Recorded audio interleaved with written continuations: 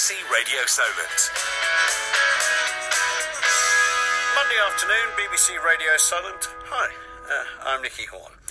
Well, now it's time to talk to an incredible young woman from Portsmouth. 13-year-old Ishal was a finalist on the popular Channel 4 programme Child Genius. Her extraordinary knowledge, calm and composure in the face of real pressure has been amazing TV viewers for weeks.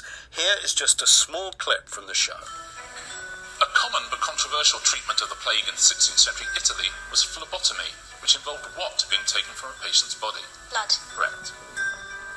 63 of the 111 reported plague riots after 1894 were in which country? India. Correct. Streptomycin. Correct. The pandemic between 541 and 750 AD is commonly named after which Roman emperor? Justin. It's Justinian, I'm afraid. Unlucky. Ishal, at the end of your round, you scored 12 points. Now Ishal, who goes to the Independent St Swithin School in Winchester, didn't go on to win Child Genius competition, but did make the Final Four, and doing that is nothing short of brilliant. And Ishal joins us on the phone now. Ishal, thank you so much for joining us. Listening back to that clip down the phone, how did that make you feel? I just remember when I went through it, and I kind of thinking about the stress, but I remember how much fun it was as well.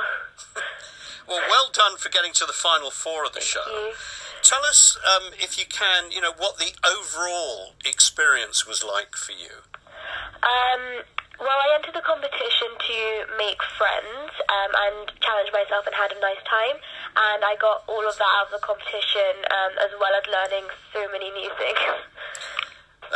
But you were as cool as a cucumber. I mean, how on earth did you keep so calm under immense pressure? Loads of people told me that I looked really calm up there. I remember on the first day I was actually really stressed, so people who knew me quite well told me that I went really pale.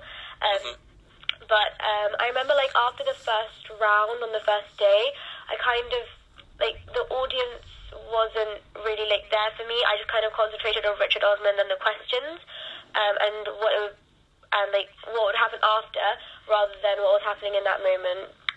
Because the thing is that a television studio, even though it's not actually a live program, but a television studio is a very kind of atmospheric place. There's a lot of stuff happening. So actually, for anyone, even people who've been doing it for years and years and years, it's really difficult to keep your concentration. How did you do that? Did you have any tricks?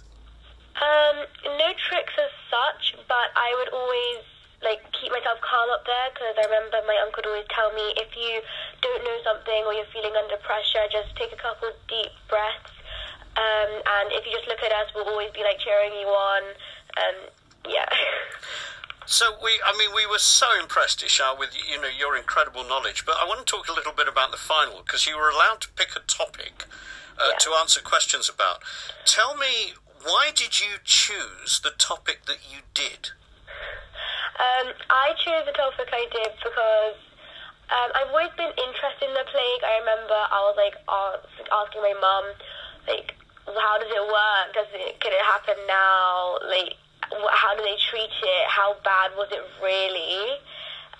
So then she just said, why don't you just do it as your specialist subject? You're always asking me about it. Right. And your knowledge on that was astonishing. You scored 12 points and did incredibly well to get so far in that competition. Now that it's over and you're, doing these interviews and, people are interested in talking to you about your experience, when you look back at it, what are your feelings? The whole experience. I remember coming out, I kind of felt oh my god, there's just that one. If I got knocked out because of 1 mark, I'd be really upset, which I did. But now looking back at it, I remember I actually did quite amazing. So at that moment, it felt I really wish I could have done more. But then maybe even just a day after, I was just actually you did amazing. So I'm quite happy with what I did. You did do amazing. And finally, Ishal, what do you think the future holds for you? What would you like to be in a few years' time? What would you like to do? So I change my mind, like a lot of people change their mind or what they want to be quite often. But at the moment, I kind of really want to be an astronaut and be the first person on Mars. Well, then believe it, because, you know, aim for the stars. Aim for the stars indeed. Ishal Mahmood, thank you very much indeed for joining us. You have been a huge hit in not just in my house with my wife watching everything that you've done, but in millions of homes around the country. Ishal Mahmood, thank you very much indeed for joining us. And good luck in your quest to be an astronaut. Thank you.